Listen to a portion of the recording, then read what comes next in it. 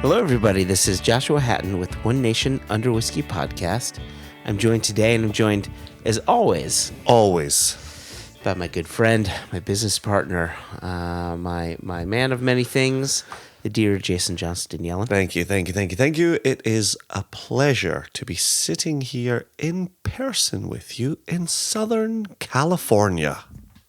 I'm loving this episode because A, it's a surprise episode. Surprise!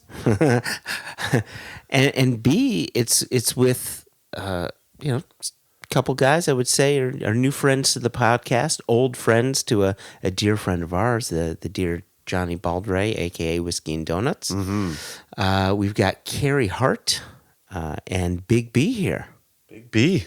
What can you say? When you've covered Big B, it says so much in such a short amount of time. When you say Big B, yeah, it's a summation. He is big. I clearly tower over you, but Big B towers over me. Yeah, he's a tall dude. And we talked about it in our last episode, which dropped yesterday with you and Morgan. And again, this is sort of not a surprise, but sort of a special half episode.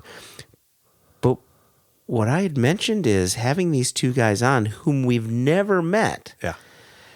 And they're kind of big names. You get a little nervous. Except for Big B. There's not a lot to that name. It's not a big It's name. not. That's a short name. It's just That's Big B. a short name. It's just 4 letters. Short name for a big man. There you go. But you get a little nervous at first, and it's not the first time we've had celebrities on. We've had some really nice people on here. Matthew Rhys, Emmy Award-winning actor. Fwa, fwa, fwa. Fwa, fwa, fwa. Garth Ennis of The Boys and Fwa, fwa, Preacher fwa. and so on. Anyway, the list goes on. But what I really enjoyed was how easy it was to speak with these two gentlemen. The fact that we get to talk a little bit about their journey as professionals, but then also their whiskey journey, as we're about to do in a moment here.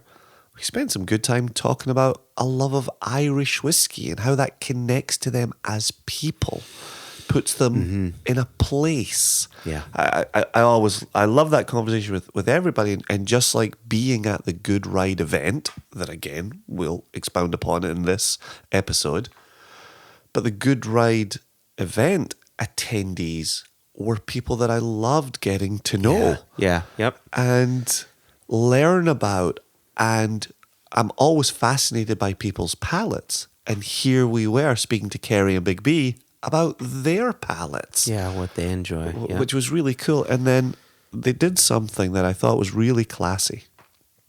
As we went through this interview, and we're asking them about their journey, and we're asking them about their charity, we're asking them about their event, and we're talking about this collaborative bottling that was really cool, a lot of fun. Carey asked us a question about our palates, and about our selections. And the way he just turned that interview back around and was curious what we would recommend for him to follow up on. That was cool. And I don't want to give away too much. I know it is only a 30, 35-minute interview, but he wrote down the answers. It wasn't just lip service. Yeah. It was classy. Yeah. He was honestly interested in what we as two whiskey guys who selected the bourbon for this collaborative bottling that we did for their Good Ride charity event, the Tanks for Troops event. Where the goal is to raise $20,000 for that charity from a single barrel. It's huge, right? It's Yes, huge, and yes. we'll bring that up really quickly after the interview. I want to touch on something there, but in talking with them and drinking that whiskey with them, it was clear that they appreciated the whiskey that we bottled, our palates, because it hit them, and so. It was a serious question. It wasn't lip service. I like this bourbon. I really dug it. What else do you guys like? Yeah. I thought that was cool. Yes. Yep. Yeah. So again, this is you, this is me, this is Carey and Big B. Look at that rhyme that I did. That was beautiful. And this was all done over Zoom audio. So the audio is not fantastic, but it's perfectly fine. If you've been on a Zoom before, that's the quality. Like if you've been on a Zoom before, right? That's the quality of audio. So, I want to hand it over to our conversation with them. Is there anything you wanted to add before we do that? Cool. So here we go. You, me, Carey, and Big B, and we'll see you on the other side.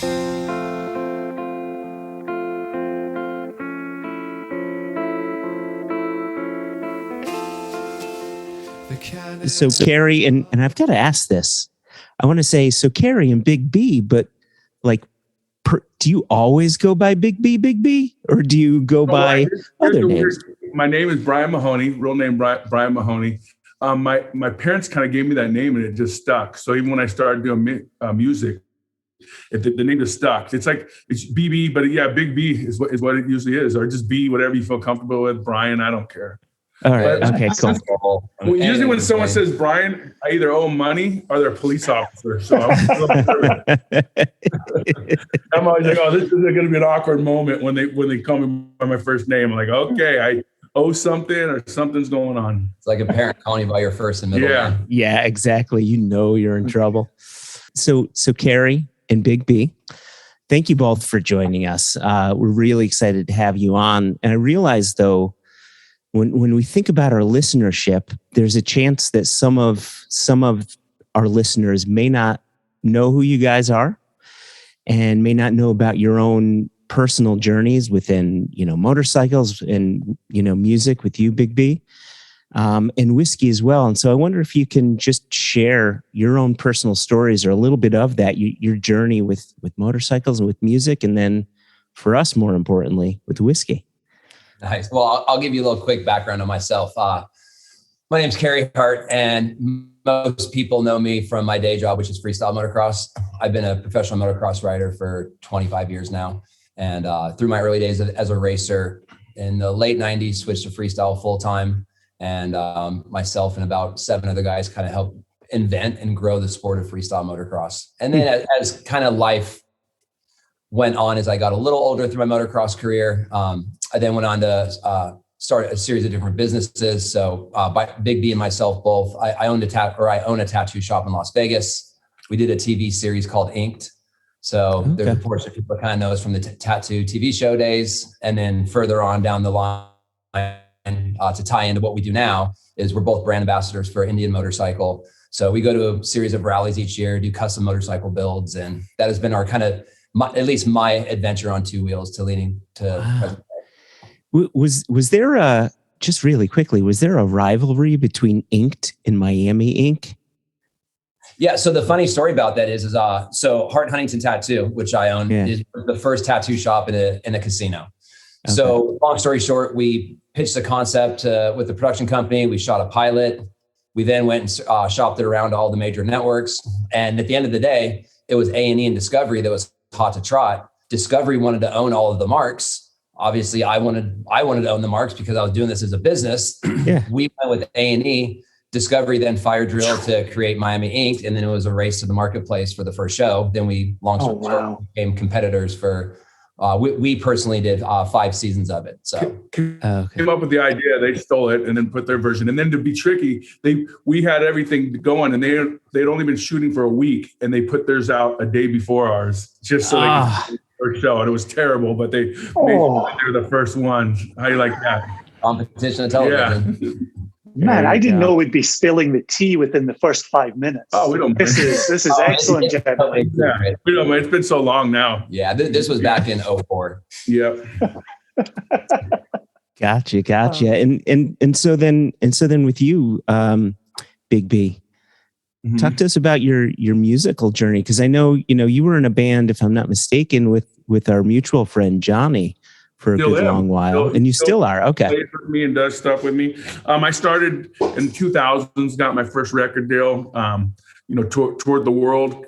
Ended up having a few songs on the radio. semi-radio hits. And the whole time, this guy would tell me, "Don't quit your day job. Don't quit your day job.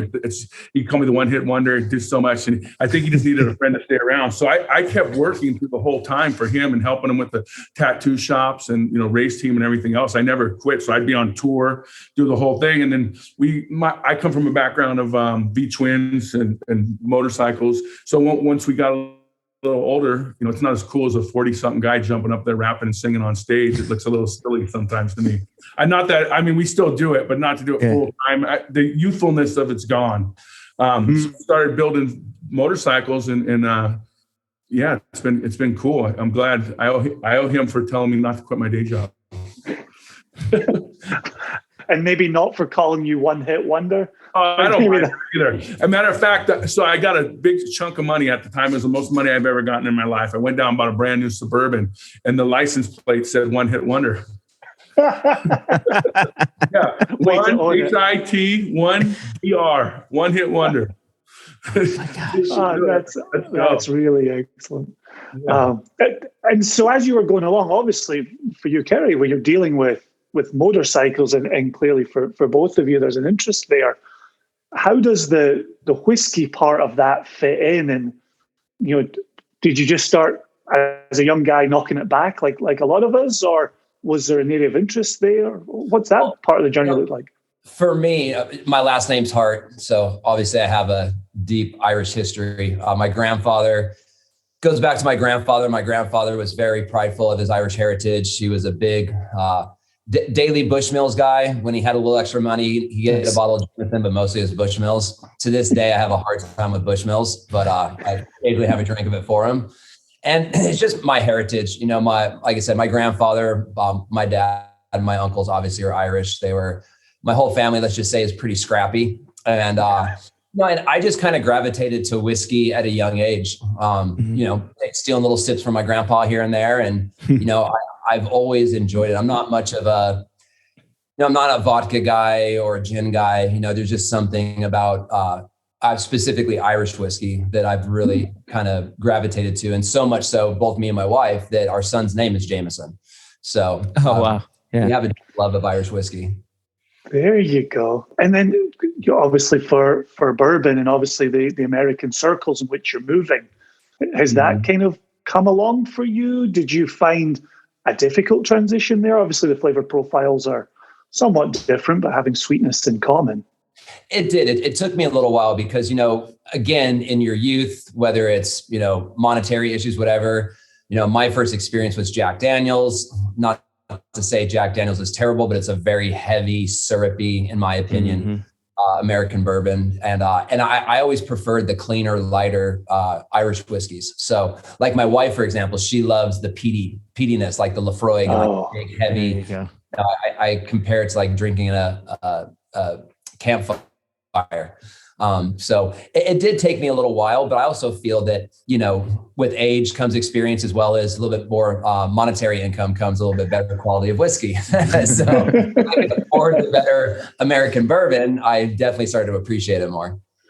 Nice. For me, I just wanted more bang for the buck. I started off with beer and I was like, we need some more fuel for this fire. And at a young age, started drinking whiskey and then, finally started getting a taste for it. But at the beginning, I was like, no, what's going to work the fastest? So I don't have a big love-hate relationship with whiskey. I just enjoy it now and way more than beer or anything else. So I really like a good whiskey like that. What's the one right now we've been? Duneville. Yeah. I don't know if I know that. Yeah, grab the bottle. So funny story. One of my wife's really good friends, and I've become good friends with him. His name's Dallas Green. He's in Alexis on Fire, a big Canadian band. And then he has his solo project called City and Color. Huge whiskey guy. Absolutely loves whiskey. Yeah, here's the label. Beautiful label. It's not very expensive either, but great whiskey. So it's really hard to find, but it's not terribly expensive. And our friend Dallas brought a bottle over one night, and again, myself, my wife, and Dallas are whiskey lovers. And me and Dallas mostly polish off the bottle. And, later in the night, you're kind of like, oh, this is really going to hurt tomorrow. You're kind of trying to prepare, hope for the best, plan for the worst. And truthfully, first and foremost, the taste, to me, it's very comparable to like a maybe like a 18-year Jameson. It's really smooth. Okay. Smoother, though. I think it's a little super light. smoother. Yeah. And I think at the time the bottle only retails for about $50. So it's really, really Nice. affordable, really great. I love the label on it. Again, Irish whiskey. This one was free from Whiskey and Donuts, so thank you. They found it for you. I've been on the hunt We and got I two of can't them. find it anywhere. There are bottle shops that carry it, but it's just kind of far and few between. So, so that's been kind of my newest favorite whiskey as of lately. No, that's not true. We have a new one. Oh yeah, but Yeah, there you go. I have established very expensive tastes. Like my go-to is Middleton. Okay. Yeah. That is my all-time favorite. I love hearing that. I love hearing the love for Irish whiskey. I don't think it gets enough attention. And you hear about, and we talk about it on the podcast quite a bit, where they say Irish whiskey is coming back. It's going to be big, and there's so many distilleries now being built in Ireland. Yeah, but the talk still seems to be around your Jamesons and your Paddies and your Powers of the world. But it's nice to see this other brand coming out and people paying attention to Redbreast now, and it's like Irish whiskey seems to really be coming into its own. So it's nice to. I'm not Irish. I'm just watching it from the sidelines. We are. Here, so We thought it was cool at the time to do it, and I'm sure there's some Scottish whiskey being drank. Yeah, look at the head nod. Listen. We're all Celtic brothers together, Yeah, and if exactly. they're just across the water doing their best. You think that, but the last time I was in Ireland, I was in a pub getting drunk, and I was like, "I'm Irish." He goes, "What's your last name, Mahoney?" He goes, "You're not Irish. You got an Irish last name." I was like, "Okay, correct." You win. Yeah, you win. It was a fun. Like, you're not Mahoney. You're a Yankee. You're not Irish. You have an Irish last name. I was like, "Correct. You are right, I guess." There is some of that controversy once you're born and raised in America, but come on, it's all blood pouring through our veins. Like, Yeah. We're all friends here. So Yeah. So speaking of new favorite whiskeys, I want to talk about the bourbon that we all have in hand. And it's a collaboration that we're doing, with you guys through the Good Ride charity. But before we start nosing and tasting the whiskey, I think a good number of our listeners may be wondering why we're talking to you guys, because we're always talking whiskey all the time. But on rare occasions, we do collaborations. We did a collaboration with a podcast, Hello from the Magic Tavern, and that, we got to talk with comedians on the podcast, which was cool. So here we are collaborating with you on a charitable event. And so before we talk about whiskey, which is the second most important part, let's talk about the most important part, which is your charity. Can you talk about the Good Ride? Yeah, so it's a project Big B and myself started about 6 years ago.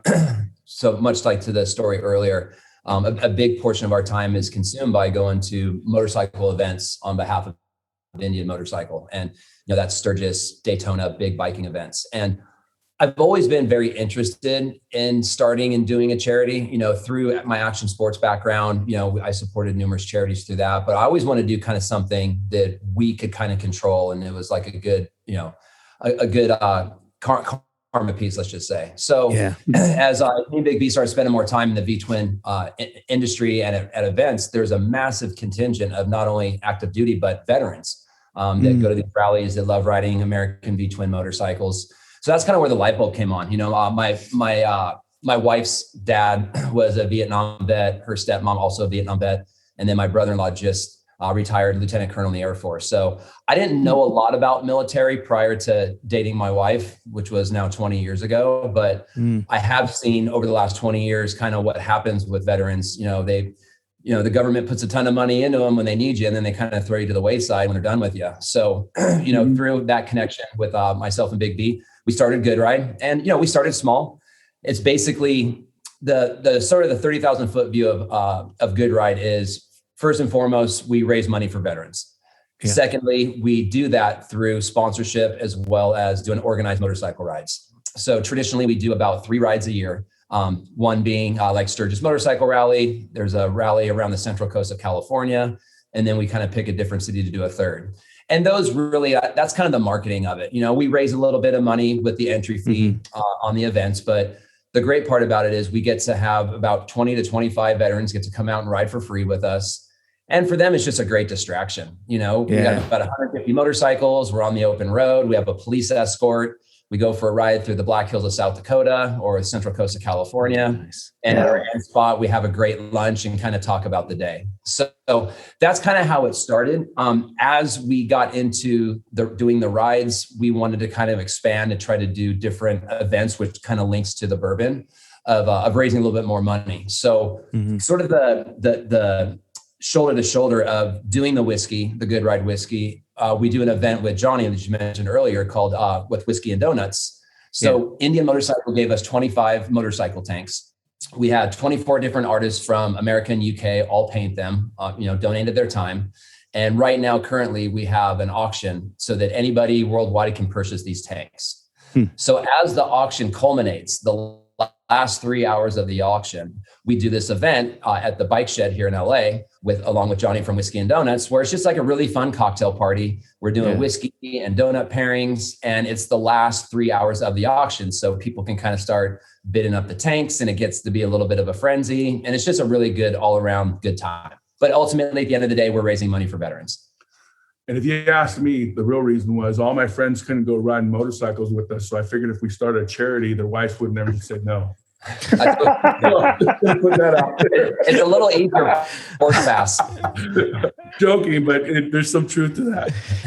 And then also we used to go to all these events, and he'd have to we'd sit behind a table and sign autographs and stuff. And he's like, there's got to be a better way to reach people and be out there. Let's start riding motorcycles and doing it. It's just a good feeling for two tattooed scumbags to be able to give back so much, to the veteran and stuff. Pretty cool. You wouldn't think that we do it. So sometimes I'll just be riding and stuff and smile like, yeah, who would have thought that, from being such a knucklehead and blacking out on whiskey when we were young, but now we're giving back. So it's pretty awesome.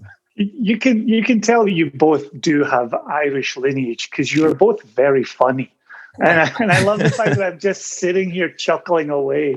Like two tattooed scumbags. Your words, Big B, one hit wonder, Carey Hart's words. You guys are brilliant. Well done, chaps. Well done. Yeah. After 25 years, we're like a yin and yang or whatever. To be around us. Ren and Stimpy. Yeah. To be around us, you have to have a very thick skin. Yeah. Josh and I were just reminiscing about Ren and Stimpy this morning as well. This morning. How weird is that then, huh? There you go. Right? I know we're going to talk about the bourbon in a second, but I heard from Johnny, you've also got a beer collaboration going on as well. Listeners of the podcast are big beer and whiskey fans. Do you want to talk a little bit about that beer collaboration you're up to and how that came about? Yeah, so I have a good friend of mine named John Edney. He was in a band. We were in a band together called OPM. Early 2000s, and we still do stuff. Toured all over Europe, Scotland, everywhere else. Had a couple of songs on the radio too with them. He ended up starting a brewery in Thousand Oaks called Tarantula Hill. Real cool place. They have one side of it makes ice cream, all handmade ice cream. And the brewery, me and him just started going back and forth. And then after we were talking to you guys and different stuff, we're like, why don't we do a beer too? So yeah, we have into April, I think. Yeah. And I'm not a big beer guy, but he is. So he picked the beer and stuff. So he can tell you about it. It's an IPA. Whoa. Okay. Well, to take a couple of steps back, the partnership with Johnny and doing the beer, it was just that. It's not like we're trying to jump the fence and go hard into, bourbon and whiskey and beer. But again, it's just a great collaboration, to Big B's point. Johnny has an amazing brewery and tasting room. It's really cool in Thousand Oaks, California. And it was just a great opportunity for us to kind of bring our culture of motorcycling to his place. We're going to do a great party. Most of it will be kegged, but there will be a portion of canned beer to be sold. Okay. And the great thing is Johnny's going to give $1 for every pour back to our charity on this collaboration that we did. And yes, I love beer, and I'm definitely an IPA guy. So I don't think Big B's gonna be drinking too much of it. I go there for the ice cream. Yeah. But yeah, it's the same thing as, being able, and thank you again for you guys, collaborating with us on this and doing it. But it's the same thing with Johnny from Whiskey and Donuts, John Edney from Tarantula here. We're all friends. So it just makes sense, and to do cross promotion and just do cool stuff and get the names out there. We get the charity out there. Plus we help those guys push it a little bit. Same, the same as doing your podcast or whatever. These are people that may never have known about these things. So it's cool to get them out there and kind of cross promote everything, and everyone works together to move forward.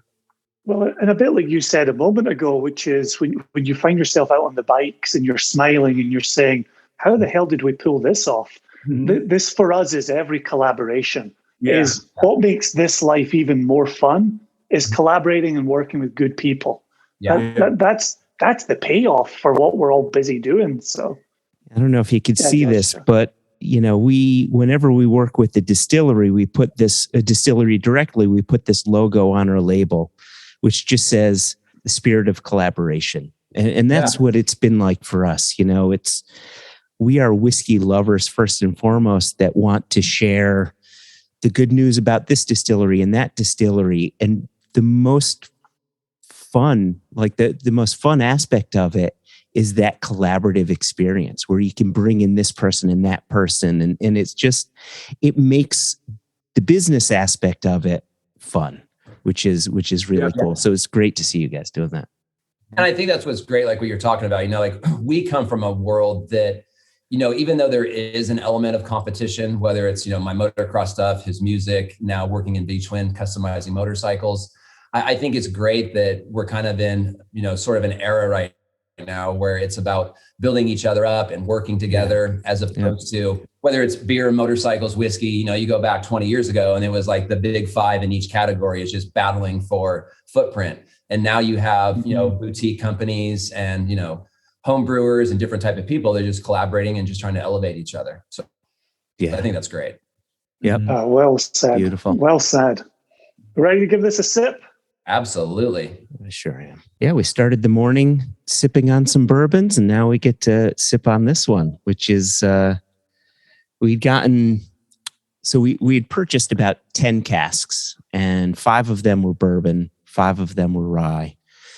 And we knew we wanted to do a bourbon with you guys. And Johnny had said you were interested in doing a bourbon. And so we tasted through all of them. They were all, one of the nice things about bourbon is that it's always good, right? It's always good, even from cask to cask to cask.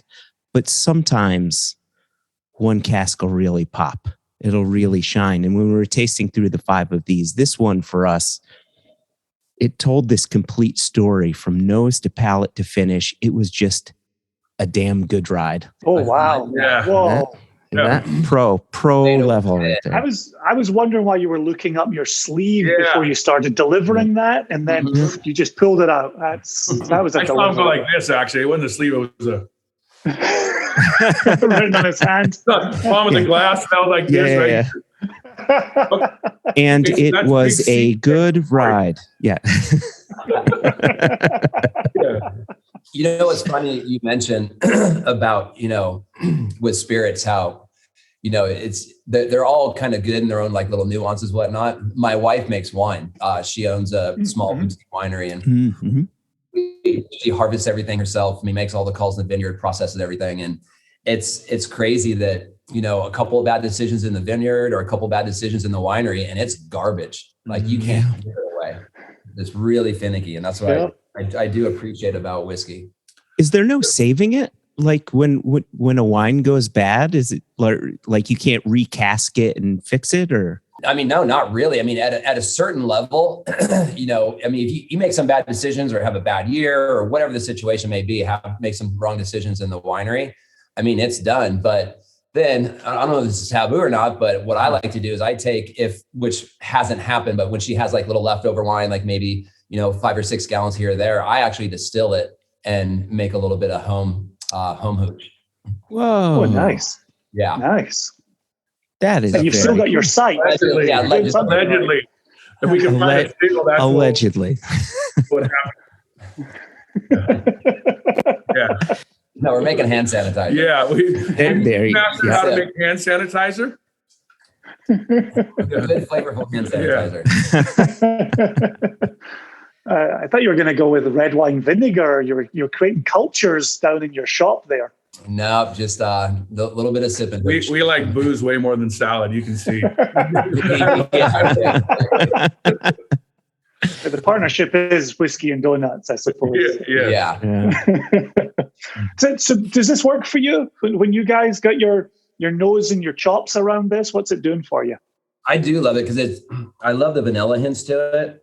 I love the barrel. That's when I was younger, or a smaller palate for American bourbon. The harshness and that syrupiness is always what kind of steered me away from it. But this is super smooth. It's really clean on the palate. Not a ton of bite on the backside. I love the vanilla smell to it, and you can really taste that barrel in there. It holds the 101 proof quite well. As you're saying, like there's no harshness, there's no bite to this. Yeah. I do. Say that again, Big B? I said I was happy that it was that the 101 proof. Nice. That was higher. Oh, no watered down party here. Yeah, I do like a higher horsepower bourbon or whiskey, but sometimes you have to give up, flavor for the alcohol content. And this is extremely smooth. Yeah, I'm glad you're talking about the oak as well. That's one of the conversations Josh and I had in a previous episode about bourbon selection, and him talking about it being a bit more grain forward. I prefer a little bit more oak framing, and I think this has that nice balance between the two. Yeah. I don't love an over oaky, but I do love the oak, the vanilla, the smoothness, how it calms down the alcohol. Absolutely.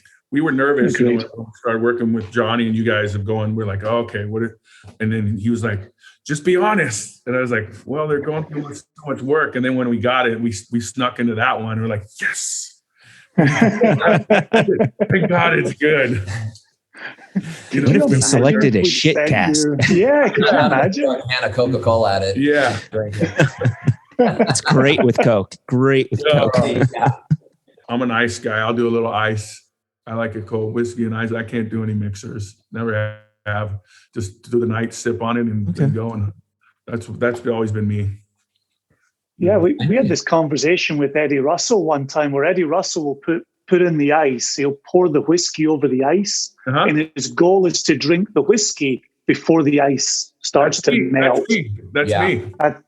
Look at that. You and Eddie Russell. You're the same, but way different. You two could be second generation wild turkey. Who knew?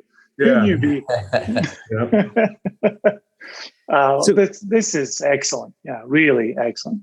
Yeah. So I grew up thinking that the year number made it better or worse, and that's just not the case. In some whiskey, you learn that it doesn't really matter, because I've had some that are just like high number up there, 24, 18s, and you're like, ugh.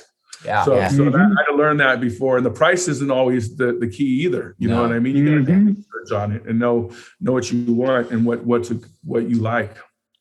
Yeah, we always talk about it in terms of age is not an indication of flavor. It's an indication or quality, but it's an indication of a flavor profile. An old whiskey can never do what a young whiskey does, and vice versa. And Absolutely. For this, we just wanted a nice all-rounder, something that would be pleasing to multiple palates. Yeah, with this one. Absolutely. You guys did it. Thank you. Awesome. Yeah, we're so excited to be collaborating with you guys. We really appreciate that. I know we got to get out. I had one quick question for you. It's an Indian-focused question, if you don't mind. Yeah. What about Indian? Like, I know fans of Indian. One of my best and oldest friends, Jay Labby, who got into 2 motorcycle accidents on Indians. Pretty rough ones, too. He's still riding. He's still back. He's back on his Indian. Yeah. Like, there seems to be a passion to that brand that is unwavering. Yeah. And I wonder if A, you hold that, and B, where that comes from. Yeah. For me, myself and Big B, we've grown up on V-twin motorcycles, American V-twin motorcycles. And the thing I love about the Indian brand is, yes, there is the nostalgic piece. And when you really kind of get down into the market, is you have that rivalry with the 2 major American brands. But what really steered me towards the Indian brand is just the aesthetics of the motorcycle, the rebirth of the brand, the time and energy and money they put into developing, the motors, the chassis, the overall package. I'm through my motocross career, there's 6 to 7 major manufacturers, and I've ridden for 5 of them. And, through my career, is always pursuing, it wasn't about brand loyalty. It was about pursuing the best motorcycle for the track or for freestyle. And, and that's the competitive world of motocross. And when it came to street, I just appreciate, secondary to the brand is just the quality of the motorcycle that they build. And they're just light years ahead in the technology they're putting into it. And I think what's really great is, you hit the nail on the head, maybe people that don't look at motorcycling the way that I do, but has this brand loyalty, it's created such a great competition again, to the point of where I tell people this analogy all the time. If Indian hadn't come back through Polaris, it's like Ford and Chevy. If there was no Chevy, we'd be driving 1989 Ford pickup trucks because there was no competition to make the truck better.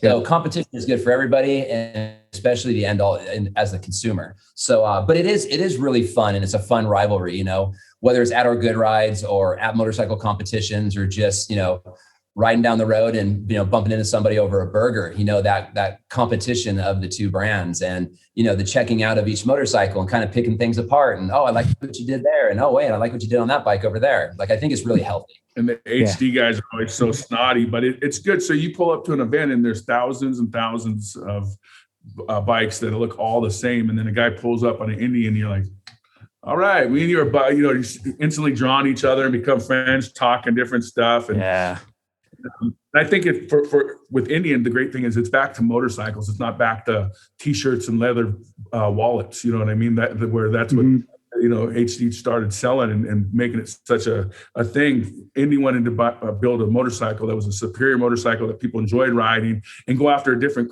crowd. It wasn't the old school angry biker guy and stuff, and get people out to ride motorcycles, and they're doing it. Females, everyone's starting to get on bikes again, and it's cool. What do you think? Yeah. Are you? I think he's got a buzz. Start jabbing away here.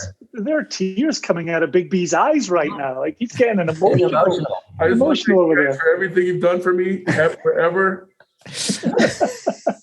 So I do have to ask you a quick question. I know I have to go, but a quick question. And this is probably extremely hard, and it might be a loaded question, but with your experience in whiskey and American bourbon, do you have a favorite, or do you have a top 3? I'm sure it's probably hard to say a favorite, but like, what is your top 3? Oh, wow. We may have 2 different answers here, but Jason, you want to go ahead? For whiskey writ large, or for American bourbon? At large. Oh, gosh. Like, if you were having your best friends over and the most important people in the world, and you had to pull 3 bottles, what would it be? I know my answers straight away. So Jason, you go ahead. No, go for it. I'll both fill in the gaps and think of answers that aren't yours. Pour number 1 is the 21-year-old Lagavulin, bottled in 2007. I don't think the world has produced a more perfect spirit, a more perfect drinking beverage, period. Enough said. Right. Number 2 would be the Octomore 4.2, which is known as Comus, which is a heavily peated Bruichladdich matured in Sauterne casks. A Sauterne is my favorite type of cask to mature whiskey in. And then 3, and this is where the bourbon comes in, is going to be a Wild Turkey. It's colloquially known as cheesy gold foil, because I'll show it to you. Hold on. Okay.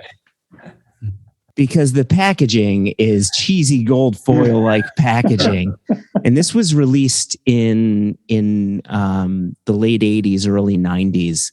That screams 80s. No one bought it. No one gave a shit about bourbon back then. So these bottles were just sitting on store shelves for literally decades, and now these are hen's teeth. But can't get them. I would say this is easily the best bourbon I've ever had in my life, hands down. Yep. That's a hell of a threesome. I would happily drink all three of those with you anytime and have. So cheers. Yeah, my number one is your number one, and seriously for Alicia, the Lagavulin 21 from 2007 is out of this world, absolutely out of this world. If she loves peated stuff, she that would send her to heaven. Yep. And Joshua and I are not. We are old whiskey lovers, but we're not lovers of old whiskey. And so we don't go to 21 just because it's 21. It's just a damn good whiskey. Number two for me, actually, if you talk about people coming over to my house, Compass Box do a bottling called Glasgow Blend. Obviously, I grew up just near Glasgow. And so having the Glasgow Blend that I can pour for people, and it's got just enough peated kind of component in it to be interested, it's $35 a bottle. Cheap as chips, yep. 43% alcohol, but not chill filtered. Absolutely fantastic. And then I would pull a Lechig. And so just off camera here, I've got a floor to ceiling shelf of Lechigs, which is a Highland peated whiskey on the Mull, the Isle of Mull. And it's crack. It can be kind of dirty. You talk about getting your hands into motorcycles and grease and grime and oily rags. That's Lechig in a nutshell. So if you guys came over, I'd be pouring a Lechig for you. All right. Well, I over here, I had my voice memo going, so I'm gonna have to track down those 4 to 5 bottles. Yes. Yeah. And we can help you. We can keep eyes open for you as well. But yeah, Glasgow Blend, you'll find cheapest chips everywhere. So no worries on that one for you. No. Awesome.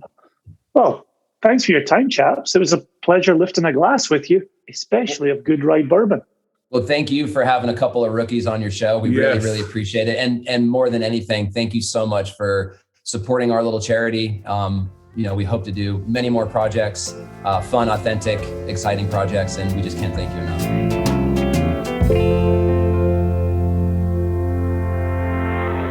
For those of you that enjoy the conversation, I hope what you'll do now is maybe listen in to yesterday's episode. Our guest on that one was Ewan Morgan, but for part of that episode, we recapped our experience of that charitable event, which really was fantastic and felt like a wonderful return to normal times. And I'll tell you, in being there, I saw the hard work that Carey was putting in person. Yeah. So was Big B. Johnny of Whiskey and Donuts and his wife Erica were busting their humps, slicing donuts, getting them into display, putting them on tables, right? The women who were working the front door were absolutely wonderful as well. Yeah. Spoke to them a lot. They were busting their humps. We were pouring at tables. Everybody had the Tanks for Troops charity front and center in their minds. Yep. It was great. It was a real honor to be a part of it and to participate with real, genuine folk round about us. There you go. Expertly put. Well done. For those of you that don't know, Jason and I are the owners of a company called J&J Spirits, and we release whiskeys under the Single Cask Nation label. And this bottling that we did for Tanks for Troops, for Good Ride, is exclusive to that charitable event. Yep. And a good number of the bottles were sold on that night. However, as I understand it, Carey Hart is going to be posting some information about how you can purchase this bottle through Instagram and maybe on his website, I think. Yeah, the word on this will be spread far and wide for people who follow the Good Ride, for people who follow Carey, for people who follow Big B. Make sure you go give them a follow. Yes. So you're not missing out on information. Exactly. Give them a follow. Make sure you're not missing out on any information. And this is a charitable bottling. This is Tanks for Troops. We're trying to raise $20,000 for the U.S. troops, our American troops. So it is a $200 bottle, but understand that money is going to a very good cause. You're not only helping out troops, but you're getting a bottle of damn tasty whiskey that's perfect for sharing. That pairs beautifully with a maple bacon bar. Or a vegan maple bacon bar. Jason, I think that's you, and I think that's me, and we'll get out of here. Thanks again to Big B and to Carey. It was a wonderful time. I agree with you wholeheartedly, and we've given a lot of thanks going around this. I also want to take a second to say thanks to Elijah, who came down from the state of Washington, helped us with the pour, blitzed it, and disappeared in the dead of night. We didn't even get to hug him goodbye, knuckle bump him goodbye, elbow bump him. We got none of those things. He disappeared off into the night. But he was a huge, huge help. He was great, incredible. Great lad. Yeah, he was incredible. And again, to Johnny and to Erica, they put in, having run our own festivals in 3 major cities over 6 years, we know what it's like to run a successful event. That shit ain't easy. So kudos to them. And finally, as we said in yesterday's episode, season 6, episode 4, thanks to Greg and Alphonse from the Water of Life film, who came down and helped us pour that collaborative bottling. There's another collaboration. Right. That's what this industry is all about. If you're not collaborating, you're not having nearly as much fun as you could be. 100%. I'd almost say as much as you could Big B. What did you just say? And always say as much as you could Big B. So you're not having as much fun as you could be. And I went with you're not having as much fun as you could Big B. Oh, I see what you did. You're a smart man. All right, dropping mics. Cheers, everybody.